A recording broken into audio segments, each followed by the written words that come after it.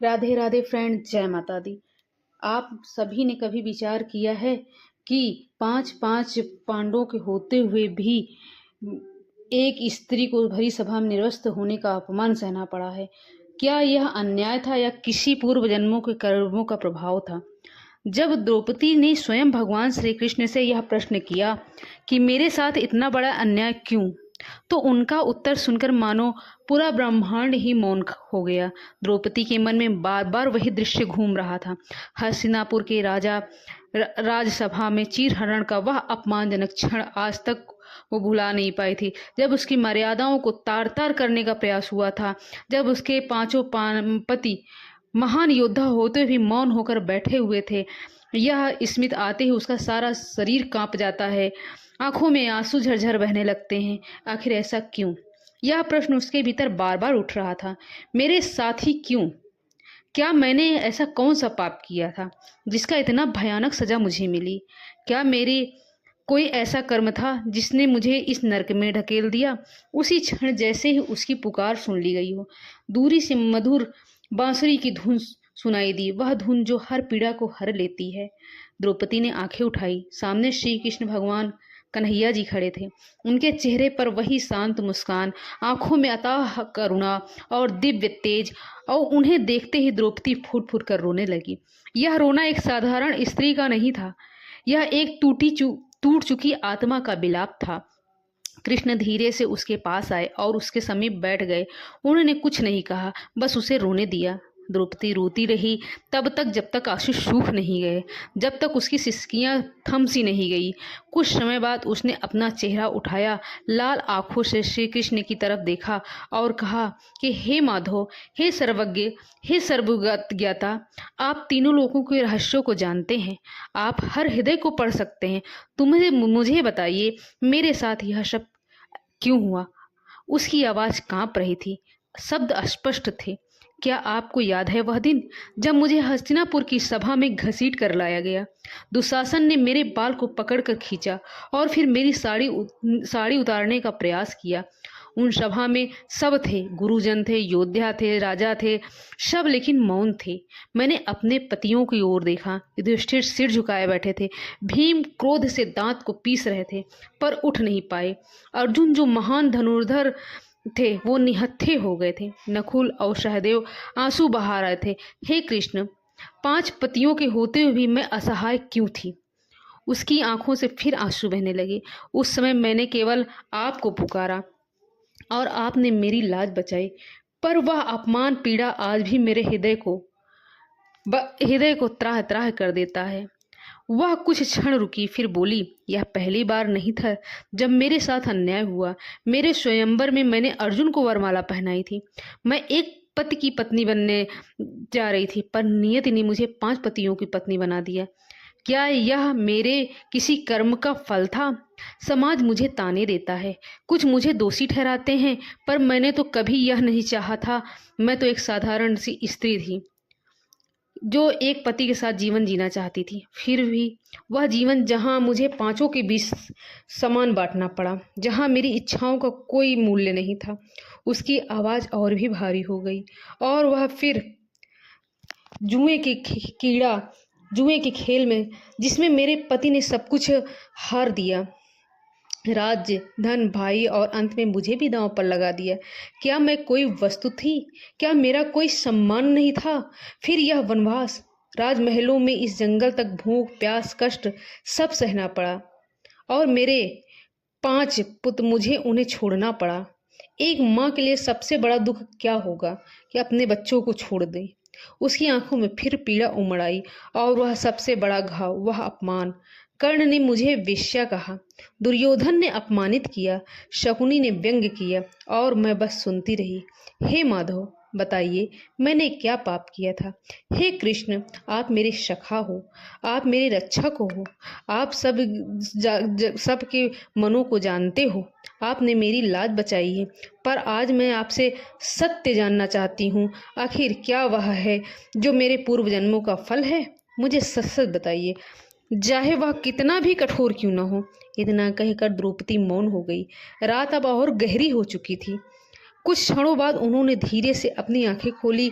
उनकी दृष्टि में अब एक अलग ही तेज था, ऐसा तेज जो सत्य को प्रकट करने वाला था। उन्होंने द्रौपदी की ओर देखा और हल्की मुस्कान के साथ बोले, हे पंचाली, तुम्हारे प्रश्न स्वाभाविक हैं। हर स्त्री के मन में अगर उसके साथ ऐसा होगा तो हर स्त्री के मन में ऐसे प्रश्न जरूर आएंगे। तुम्हारी पीड़ा सच्ची है और तुम्हारे आंसू निष्कपट हैं। मैं तुम्हारे दर्द को समझता हूँ, उसे अनुभव भी करता हूँ। परंतु सखी, इस संसार में बिना कुछ कारण के कुछ भी नहीं होता है। हर घटना के पीछे कोई न कोई कारण जरूर होता है।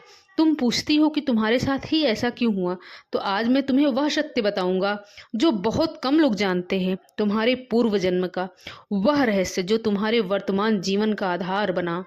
कृष्ण की वाणी गंभीर हो गई। यह सत्य तुम्हें चौंका भी सकती है, तुम्हारे विश्वास को हिला भी सकती है। क्या तुम इसे सुनने के लिए तैयार हो? द्रौपदी ने बिना झिझक के उत्तर दिया, हाँ माधव, मैं तैयार हूँ। चाहे सत्य कितना भी कठोर क्यों न हो, मैं उसे जानना चाहती हूँ। कृष्ण ने सिर हिलाया और कहना शुरू किया, बहुत समय पहले की बात है, जब तुम द्रौपदी नहीं थी, जब उस जन्म में तुम एक ब्राह्मण कुल की जन्मी एक सुंदर, बुद्धिमान और गुणवती कन्या थी। तुम्हारे माता पिता धर्म और विद्वान के ज्ञाता थे और पूरे गांव में तुम्हारी प्रशंसा होती थी। जैसे जैसे तुम बड़ी होती गई, तुम्हारी सुंदरता और गुण दोनों बढ़ते गए। तुम्हारे मन में एक आदर्श पति की कल्पना बनी। तुम चाहती थी कि तुम्हारा पति धर्मात्मा हो, अत्यंत बलवान हो, महान धनुर्धर हो, अत्यंत सुंदर हो, विद्वान हो, अच्छे आचरणों वाला हो, धार्मिक विचारों वाला हो। परंतु सखी, यह पांचों गुण एक ही पुरुष में मिलना लगभग असंभव था। फिर भी तुम्हारा मन इन्हीं 5 इच्छाओं में अटका रहा। तुम्हारे पिता ने तुम्हारे लिए योग्य वर खोजने का बहुत प्रयास किया, पर कोई ऐसा पुरुष नहीं मिला जो तुम्हारी सभी शर्तों को पूरा कर सके। तब तुमने निश्चय किया कि तुम भगवान शिव की तपस्या करोगी। कृष्ण की आवाज में गंभीरता और बढ़ गई। तुम घने जंगल में गई और कठोर तपस्या शुरू की। तुम्हारी तपस्या इतनी कठोर थी कि देवता भी चकित हो गए। वर्षों की तपस्या के बाद एक दिन भगवान शिव स्वयं तुम्हारे सामने प्रकट हुए। उन्होंने प्रसन्न होकर कहा, कन्या, मैं तुम्हारी तपस्या से प्रसन्न हूँ, वर मांगो। और सखी, तुम अत्यंत प्रसन्न हो गई और उत्साह में अपनी इच्छाएं प्रकट करने लगी। तुमने कहा, हे प्रभु, मुझे ऐसा पति चाहिए जो सबसे धर्मात्मा हो। फिर तुमने दोबारा कहा, मुझे ऐसा पति चाहिए जो सबसे महान धनुर्धर हो। तीसरा, जो सबसे बलवान हो। चौथी, जो सबसे सुंदर। और पांचवी, जो विद्वान और धार्मिक विचारों वाला हो। तुमने 5 बार पति मांगा और भगवान शिव ने अपने वचन के पक्के हैं। उन्होंने तथास्तु कह दिया। उन्होंने कहा, हे कन्या, तुम्हें 5 पति प्राप्त होंगे जो तुम्हारी 5 इच्छाओं को पूर्ण करेंगे। द्रौपदी स्तब्ध होकर सुनती रही। कृष्ण आगे बोले, जब तुम्हें अपनी भूल का एहसास हुआ तो तुमने शिव से विनती की कि वे तुम्हें केवल एक ही पति दे, परंतु उन्होंने कहा, मेरा वचन अटल है। जो तुम्हारे मुख से 5 बार निकला है वही तुम्हारी नियति बनेगा। और इस प्रकार से तुम्हें 5 पति मिलने का कारण उसी जन्म में निर्धारित हो गया। द्रौपदी के चेहरा पीला पड़ गया। कृष्ण ने आगे कहा, पर सखी, यह केवल आरंभ था। तुम्हारे इस जन्म का कुछ कर्म और भी थे जिनका फल तुम्हें इस जन्म में भोगना पड़ा। एक बार तुम तीर्थ यात्रा पर जा रही थी। रास्ते में तुमने एक साधु को देखा जो नदी में स्नान कर रहा था। उसी समय एक बंदर उसके वस्त्र उठाकर पेड़ पर चढ़ गया। वह साधु नग्न अवस्था में असहाय खड़ा रह गया। तुमने यह दृश्य देखा और तुम हंस पड़ी। तुमने उसका उपहास उड़ाया, उसका मजाक उड़ाया और तुम मजाक उड़ाते हुए आगे बढ़ गई। इस अपमानित साधु ने तुम्हें श्राप दिया। जिस प्रकार आज तुमने मेरे निर्वस्त्र होने का हंसी उड़ाई है, मेरा मजाक उड़ाया है, उसी प्रकार एक दिन तुम्हें भी सार्वजनिक रूप से अपमानित किया जाएगा। और सखी, वही श्राप हस्तिनापुर की सभा में पूरा हुआ। द्रौपदी का शरीर कांप उठा। उसकी आंखों में भय और पीड़ा एक साथ उभर आई। कृष्ण ने थोड़ी देर रुककर फिर कहा, एक और घटना घटी थी। एक दिन तुम्हारे घर एक भिक्षु आया। वह बहुत भूखा प्यासा था। उसने तुमसे भोजन मांगा, पर उस समय तुम्हारे मन में अहंकार आ गया। तुमने उसे तुच्छ समझा और बिना भोजन दिए उसे लौटा दिया। यहाँ तक उसको तुमने पानी भी नहीं पिलाया। वह भूखा ही और प्यासा ही चला गया और जाते जाते तुम्हें श्राप दिया।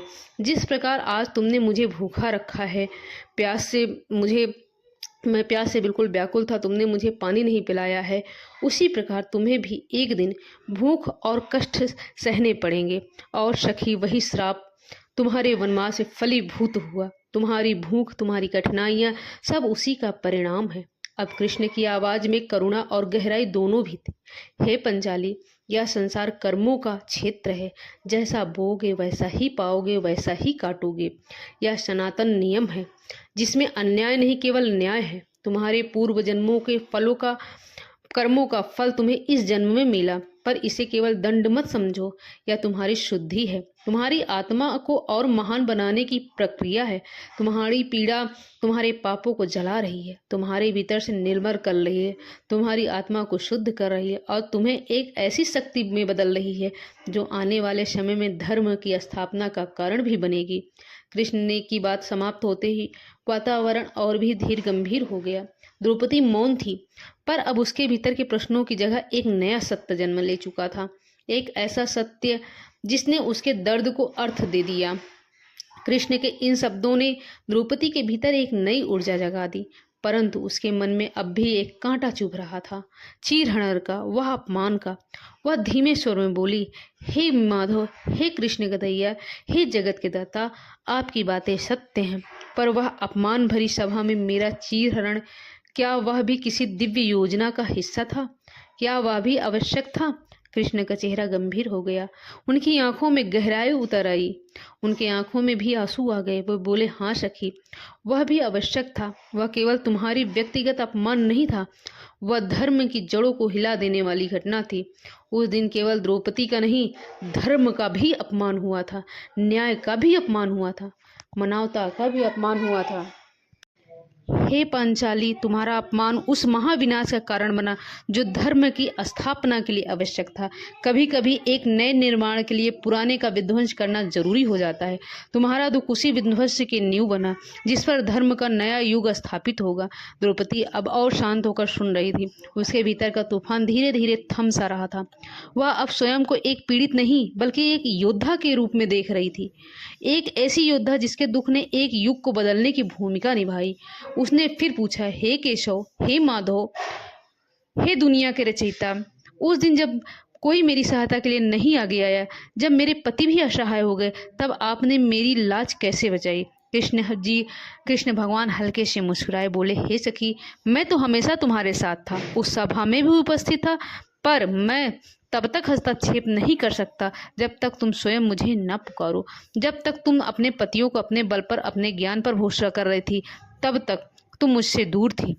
तुमने पहले अपने पतियों से सहायता मांगा, फिर सभी गुरुजनों से सहायता मांगा, भीष्म के धर्म की दुहाई दी, पर जब सब ने तुम्हें निराश कर दिया, जब तुम्हें यह एहसास हुआ कि इस संसार में कोई नहीं है, तब तुमने पूरी तरह से मुझे पुकारा। जब तुमने अपने अहंकार, अपने अभिमान को त्याग कर कहा, हे गोविंद, हे माधव, हे गोपाल, मेरी लाज रखो, हे कान्हे, हे कृष्ण कन्हैया, मेरी लाज रखो, उसी क्षण तुमने स्वयं को मुझे समर्पित कर दिया। और जिस क्षण भक्त पूर्ण समर्पण कर देता है, उसी क्षण भगवान उसकी रक्षा के लिए दौड़ आते हैं।